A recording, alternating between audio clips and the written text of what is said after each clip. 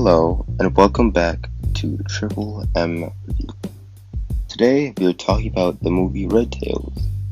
The 2012 film Red Tails is an action, drama, and adventure film written by Anthony Hemingway.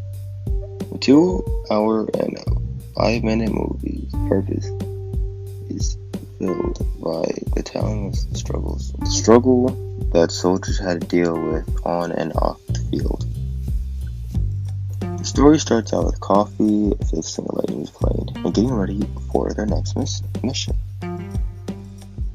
Lightning goes with Easy, Junior Smokey. Lightning goes with Easy. When they find a train carrying ammunition, Easy devises a plan to stop it. As Easy and the rest of the squadron prepare to stop the train following protocol, Lightning follows his own lead, going head first towards the plane and ultimately destroying it in one fell swoop. As Red Tails and Lightning grow in reputation, they win enough battles that they are requested and eventually fighting and winning in the initial attack on Berlin. Since the film is based on historical events, not everything that is seen should be taken at face value. An example of this is how Lightning and Easy have a very troubling relationship, which eventually ends in their separation. It does not mean that incident does not mean it happened in real life. A similar situation to this is how Reagan had gotten captured by Germans. Though in real life, people did get captured, they did not get so much respect. Though fighters did get captured, no, not many African Americans were treated with such respect and skipped as easily as shown in the movie. Though in Red Tails, the battles were done much better than many other historical films, the rest is quite average. In total, as the film has tried to make everything historically accurate, Red Tails had lost in its attempt to make a Hollywood movie. I believe that the director has achieved his purpose of following the struggle of being a Tuskegee Airmen and how they would deal with the serious problems of their everyday lives.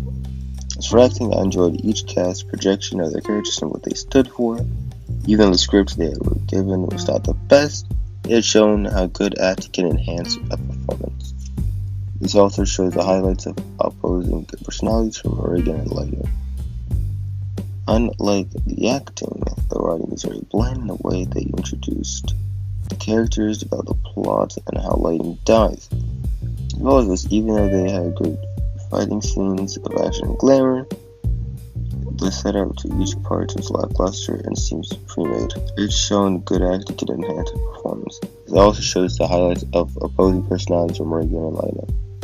They could have improved the movie by making the music better because it was not great, and if it was used in a better way, it could overall enhance the movie. The idea was there, but it all blended in with the characters getting mad or firing gunshots. It had individual parts and one sentence tagline. So, if I had to summarize the movie or its best parts in a one-sentence tagline, it would be: the strength was the acting, the weakness the writing, and the music was forgettable. My personal opinion to the movie Red Tails was that it happened to be interesting in its action scenes, but quite dull in every other scene, which built up such scenes. I recommend the movie Red Tails to any who want to understand the possibility of danger in being an airman.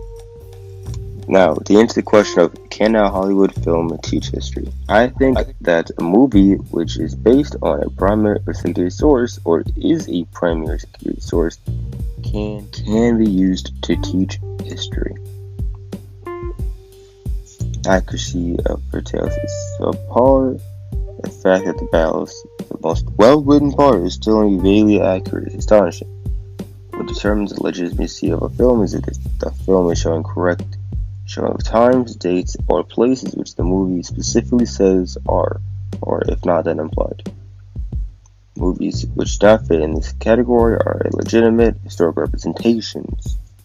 The film evidence can be better for those who are visual learners and to those who are not very engaged in viewing other types of media. And all Hollywood films can be used to teach history, but just not this one in particular, due to its simplicity and attempting to reenact everything but action.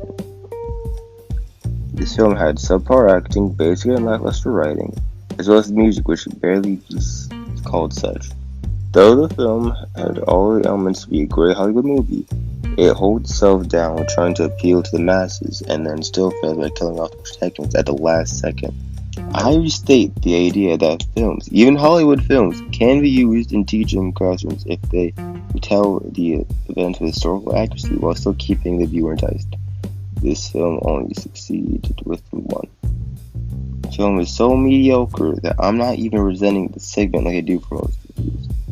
The film gets a C+, knowing for taking liberal strides away from what historically happened, but providing a movie which, not compared to other but to ski airmen films in general, are lackluster in storytelling as well as historical evidence, and there is no reason this film should get high praise.